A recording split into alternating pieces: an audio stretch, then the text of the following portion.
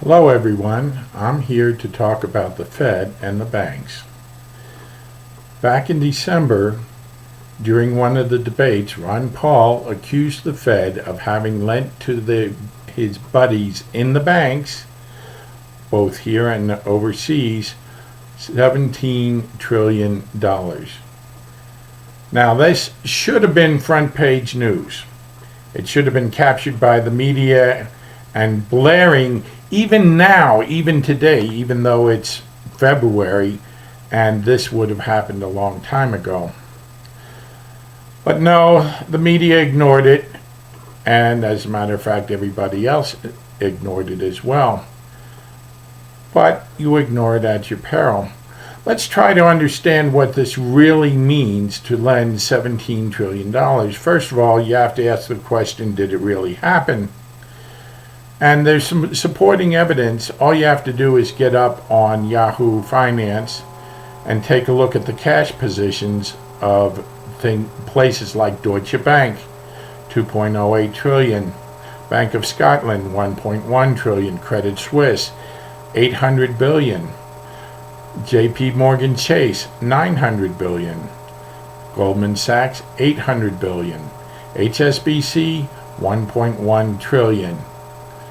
You just keep going on, and you realize that, maybe it wasn't quite 17 trillion, but in essence what Ron Paul had said is correct. And that is that the bank lent trillions of dollars both here and overseas to the big banks. And the first question that you have to ask is why? Why on earth would the Fed lend that much money, that is more than the GDP of the United States, to its buddies both here and abroad? And the answer is they needed money to kite their derivatives. They needed money to keep the derivatives afloat. Now, if you ask yourself, all right, how much do they have afloat? And then you find out, if you look on the Office of the Comptroller of the Currency, here in the United States, we have over $200 trillion worth of derivatives that are being kited. If you go overseas, listening to Capital Account, they have over 700 trillion. And again, you have to ask, where did they get the money? Well, now we know it came from the Fed. The Fed printed up a lot of money so that the banks could continue kiting the money and keeping them alive. So now that we know that the banks have been keeping the derivatives alive and keeping that game alive, you have to ask yourself, well, what happens if they fail? After all, no investment ever is 100% safe. And the answer is, if that happens, then that $17 trillion that was used to kite these derivatives goes out to the people to whom it is owed. So you have to figure that the banks want to keep this game afloat, and actually they do. Take a look at who it is that owns the bonds in Europe. It's the banks. And what are they selling the derivatives on? They're selling it on the bonds. So they own the bonds and they're selling the derivatives. This is a good place for mischief. What I mean is that all they have to do is to say, okay, we're not going to let you default, Greece. What we're going to do is take a haircut. Instead of owing $36 billion, you now owe $18 billion.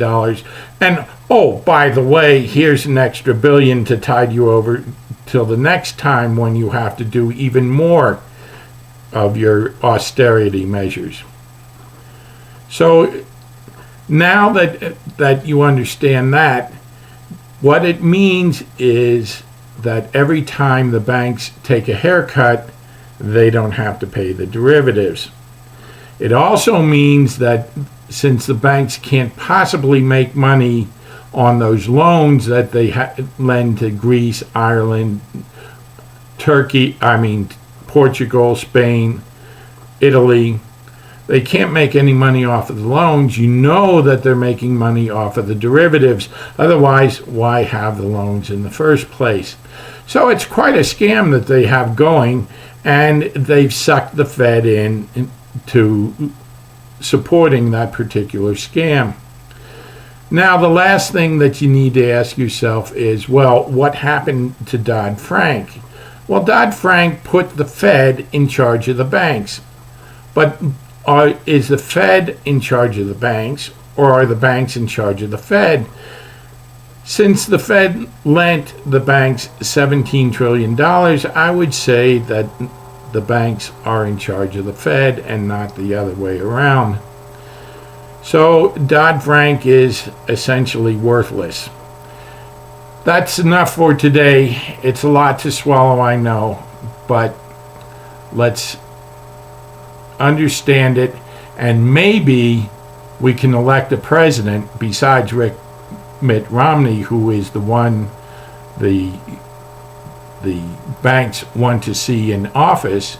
Maybe we can select somebody else who will actually end this perfect